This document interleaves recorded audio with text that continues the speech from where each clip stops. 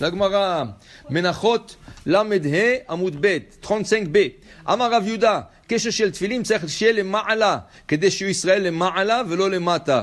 וצריך שיהיה כלפי פנים, כדי שיהיו ישראל לפנים ולא לאחור. Alors nous avons le nœud de tefilin en arrière qui a la forme de la lettre Daled.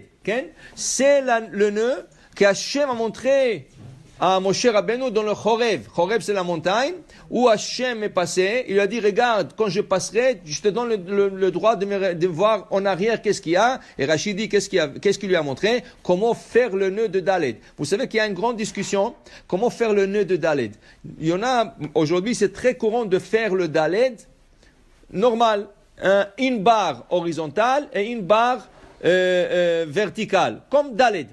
Mais il y avait à l'époque aussi une coutume de faire comme 4 carrés, 4 petits carrés. Tu vois le nœud, c'est 4 petits carrés. Ces 4 petits carrés, si tu regardes bien, c'est 2 daled.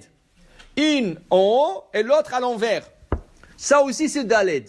Malgré que ça a l'air d'un carré, un grand carré avec 4 petits carreaux dedans, c'est daled en haut et daled en bas. Cette coutume a un peu disparu et aujourd'hui la coutume la plus répandue c'est de faire carrément un daled et un seul daled, un grand daled. Ce daled, il doit se placer sur l'os en arrière, la fin du crâne, en os en arrière, mais il doit rentrer un peu dans le creux. Dit la Gemara, selon Rav Yehuda, il est sur l'os, en haut. Pourquoi? Pour qu'Am Israël soit toujours en haut. Il est dans le creux pour qu'il soit protégé, comme si ils sont protégés dans le petit creux. Alors il faut faire attention que le daled ne descend pas trop sur le cou. Si le daled descend sur le cou, c'est pas kasher. C'est pour cela qu'il faut assurer que le tefilin du roche, ils sont de la bonne taille. Il y a beaucoup qui tirent le tefilin, c'est pas bon. Si tu tires le tefilin et tu dépasses la ligne des cheveux, c'est pas kasher. 1 millimètre que tu as dépassé la ligne des cheveux, c'est comme si tu n'as pas mené de film chez le roche ce jour-là. Maintenant, qu'est-ce que les gens font? Ils tirent vers l'arrière. Mais si tu tires en arrière, le nœud, il va descendre dans le creux, complètement. Et là, c'est pas kasher. Alors vraiment, le tefilin de roche doit être à la bonne taille. La chose est que le tefilin sont en cuir. Et le cuir s'étend. Et avec le temps, ça devient plus grand. Alors chaque 1 an ou 2 ou 3, il y a quelqu'un à la synagogue, un sofer ou un rabbin ou quelqu'un, dis-lui, est-ce que s'il vous plaît, vous pouvez m'arranger le tefilin? Des fois, le tefilin, comment? Oui, on peut t'enseigner aussi comment le faire et tu peux faire la mitzvah, pas de problème. Mais la chose est, si c'est jusqu'à que tu apprends, il faut que ça soit à la bonne taille, c'est ça? Maintenant, il faut faire attention que ça veut dire que quand tu fais le nœud, tu l'ouvres, il faut dire le Shem Kedusha Tefilin. C'est pas rien que le faire. Il faut le faire pour la Kedusha de Tefilin avec l'intention. Alors on dit quand on l'ouvre, on le serre, le Shem Kedusha Tefilin. Maintenant, il y a beaucoup que le Tefilin glisse.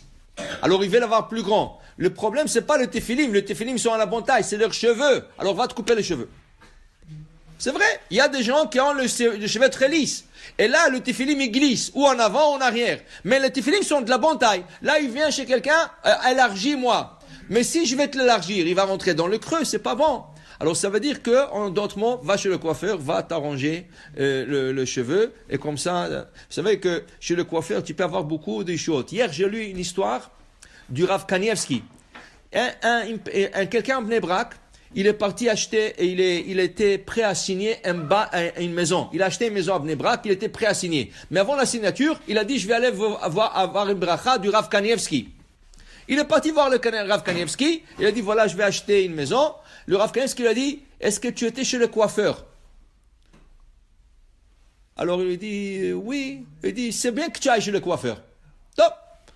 Lui, il a dit, si le Rav lui dit qu'il faut aller chez le coiffeur, il faut aller chez le coiffeur. Il est parti chez le coiffeur. Le coiffeur le voit, il dit, mais tu étais là la semaine dernière, qu'est-ce que tu veux ton coiffeur? Tu n'as pas de cheveux pour que je te coupe.